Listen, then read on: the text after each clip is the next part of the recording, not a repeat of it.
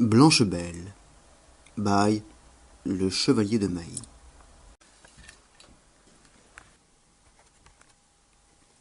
Lamberie, marquis de Montferrat, gouvernait ses États avec une grande prospérité. Tout lui réussissait à souhait. À la réserve d'un seul bien qu'il désirait passionnément, il possédait tout ce qui fait la félicité des hommes.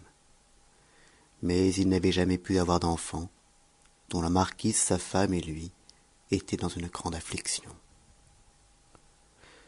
La marquise avait entendu parler de la naissance de Romulus, que l'Antiquité attribue à une simple conversation que Rhéa, sa mère, avait eue avec un sylphe.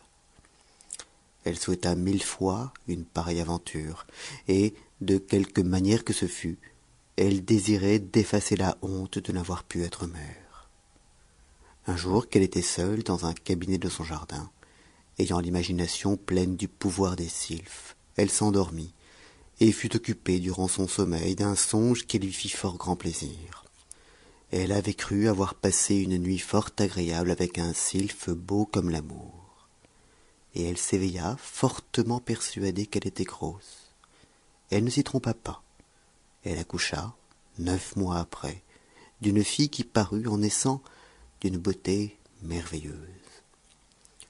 Comme les maris ont la bizarrerie de ne pas approuver que leurs femmes aient des conversations mystérieuses avec les sylphes eux-mêmes, la marquise tint son songe secret, et laissa le marquis se flatter d'être le père de cette charmante petite princesse qu'on nomma Blanche-Belle, parce qu'elle était l'un et l'autre. Elle devint en peu d'années la merveille des merveilles par sa beauté. Elle fut élevée avec tant de soin qu'on la vit bientôt l'admiration de tout le Montferrat, et le bruit s'étant répandu dans toute l'Italie qu'il n'y avait jamais eu une personne si parfaite, il n'y eut pas de potentat qui n'en prétendît faire la conquête. Outre tous les agréments qui la rendaient si désirable, elle tenait du sylphe à qui elle devait le jour un don d'un prix infini, car toutes les fois qu'en s'éveillant elle ouvrait les yeux, il lui sortait une perle de chacun, et la première parole qu'elle proférait chaque jour était accompagnée d'un rubis qui lui tombait de la bouche, ce qui était la source d'une richesse immense.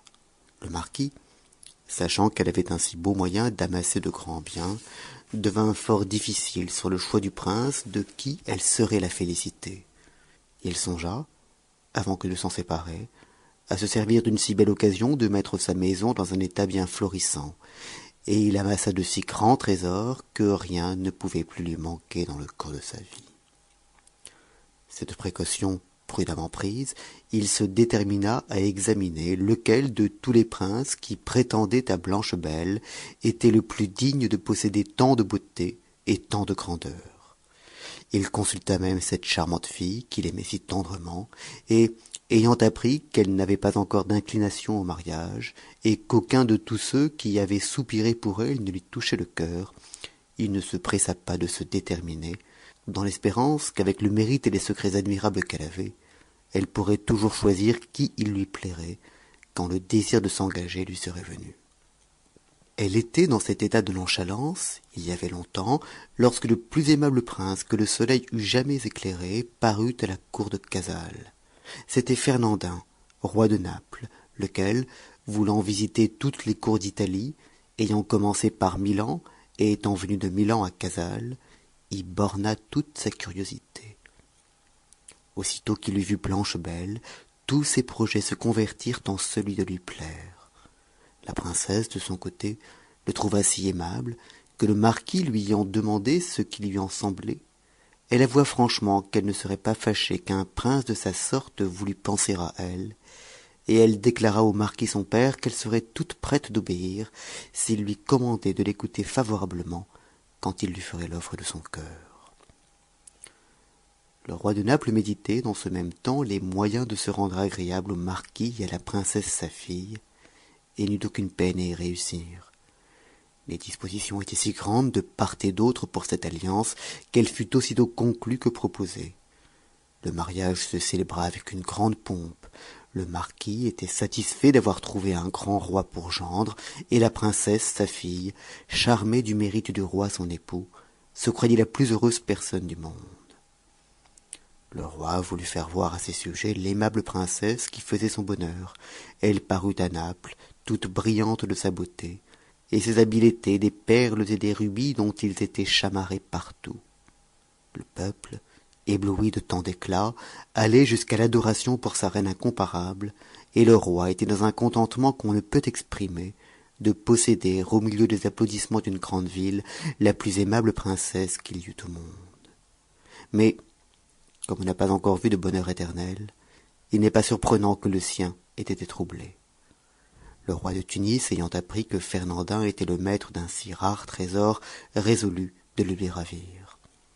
Ainsi, vivement touché par la relation qu'on lui avait faite de la beauté de la reine Blanche-Belle et du don qu'elle avait de produire tous les jours des perles et des rubis, il fit un grand armement pour faire la guerre à Fernandin, lequel, ayant autant de soin de conserver sa chère Blanche-Belle que sa couronne, l'envoya dans un château qu'il avait dans le fond des bois, et pria la reine, veuve du roi son père, et une fille qu'elle avait d'un premier mariage, de lui vouloir faire compagnie. Ce qu'elles s'accordèrent volontiers, étant fort aises d'avoir cette occasion d'exécuter un mauvais dessein qu'elles avaient médité contre la reine Blanche-Belle dès le premier jour qu'elle avait paru à Naples. Cette vieille reine la haïssait mortellement parce qu'elle occupait une place qu'elle avait prétendu faire remplir par sa fille, pour qui le roi Fernandin avait eu quelque bonne volonté pendant la vie du roi son père, jusqu'à lui avoir même fait espérer qu'il l'épouserait quand il serait roi. La vieille reine ni sa fille n'avaient fait aucune plainte de l'infidélité du roi, mais elle n'en était pas moins à craindre. Le roi devait avoir jugé qu'une haine dissimulée n'en est que plus dangereuse, et qu'une dame abandonnée pour une autre pardonne rarement l'affront qu'elle prétend qu'on lui a fait. L'aventure de Blanche-Belle en a été un fameux exemple. Aussitôt que la vieille reine eut cette charmante personne en sa disposition, dans un château où elle était la maîtresse, elle ne songea plus qu'à s'en défaire, et à mettre sa fille en sa place. Mais comment faire pour tromper les yeux du roi, et mettre la reine en lieu où il ne put jamais la retrouver? Car, toute méchante qu'était la vieille reine, elle ne le fut pas assez pour faire mourir une personne qui lui faisait tous les jours 1000 caresses, ou peut-être qu'elle ne voulait pas se rendre le roi irréconciliable s'il découvrait un jour la supercherie qu'elle lui faisait. Dans tous les embarras d'un si grand dessein, la vieille reine crut qu'elle ne pouvait mieux faire que de se servir du secours et du conseil d'une illustre fée, qui avait beaucoup contribué par son art à la faire reine, et avait toujours pris un soin particulier de ce qu'il avait regardé depuis son enfance. Ainsi, elle alla la trouver. La fée avait son palais dans l'endroit du bois le plus épais. La vieille reine y alla, ne menant que sa fille avec elle. Et, après avoir bien consulté, et pris de bonnes mesures, elle dit un jour à la reine Blanche-Belle qu'elle voulait la mener dans le plus beau lieu qu'elle eût jamais vu. C'était, disait-elle, une belle prairie entourée de canaux, où courait une si belle eau qu'elle faisait plaisir à voir, et ils étaient remplis de toutes sortes de poissons. Il y avait, à un bout de cette prairie, disait-elle encore, un château, où demeurait une de ses anciennes amies, qu'elle serait bien aise de connaître, et qu'on ne pouvait voir que chez elle, parce que, étant incommodée, elle ne sortait guère. Et, pour donner encore plus de curiosité à la jeune reine, elle lui dit que son amie était savante comme les fées, et qu'elle lui dirait, en voyant sa main, ce qui adviendrait de l'entreprise du roi de Tunis, et toutes les choses les plus considérables qui lui devaient arriver dans tout le cours de sa vie. Quelle curiosité n'a pas une jeune personne qui sait son mari, qu'elle aime tendrement, exposée aux événements incertains de la guerre, et en a-t-on vu quelqu'une qui néglige de savoir l'avenir? Ainsi, il n'est pas étonnant que la jeune reine se fût laissée séduire, et menée dans un lieu où elle eût passé tristement sa vie, si le sylphe, qui avait présidé à sa naissance, n'eût eu le pouvoir de l'en retirer. Ce sylphe était fils d'une fée plus puissante que l'amie de la vieille reine, et qui n'avait jamais rien refusé au sylphe, le plus accompli de ses enfants. La vieille reine, qui croyait que Blanche-Belle ne trouverait jamais les moyens de sortir des mains de la fée son amie, la conduisit hardiment chez elle, où, aussitôt que cette charmante reine fut arrivée, elle se trouva enfermée dans un appartement du palais. La fée lui fit entendre que c'était une juste punition de l'infidélité qu'elle avait été cause que le roi avait faite à la fille de la reine, à qui il avait promis de l'épouser, mais qu'il ne lui arriverait aucun autre accident que la perte d'un amant qu'il ne lui appartenait pas, et qu'elle serait servie dans son appartement de manière qu'elle n'aurait rien à désirer. Blanche-Belle se voyait dans un lieu écarté, à la miséricorde d'une vieille personne qu'elle ne connaissait pas, et qui lui paraissait toute puissante dans ce lieu par la quantité d'hommes noirs et de nains qui portaient tous des colliers comme ses esclaves. Il n'est pas surprenant qu'une jeune personne ait eu peur en une pareille occasion, et qu'elle ait eu recours à la soumission et aux prières, comme elle fit pour tâcher de se conserver la vie. La fée l'assura qu'elle n'avait rien à craindre, et lui promit même de faire tout ce qui serait possible pour lui rendre sa captivité supportable. Il est vrai qu'outre qu'elle faisait servir Blanche-Belle avec de grands respects dans son appartement, elle lui faisait faire fort bonne chère, lui donnait même tous les jours le plaisir de la musique, et lui faisait porter des livres. Elle adoucissait ainsi sa solitude, mais elle lui avait mis des gardes impitoyables à la porte de son appartement, de sorte qu'elle n'en pouvait jamais sortir.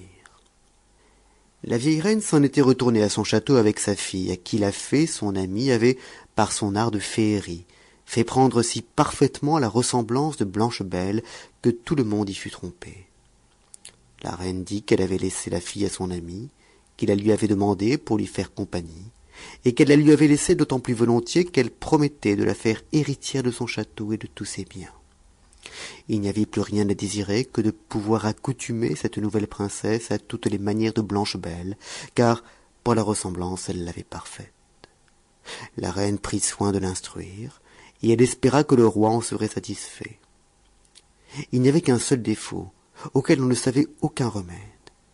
La fée n'avait pas eu le pouvoir de lui accorder le don de perles et de rubis qu'avait Blanche-Belle. Mais, comme la reine avait eu la précaution d'en rassembler une grande quantité, à mesure que Blanche-Belle les produisait, elle crut que ce serait un moyen de tromper le roi longtemps.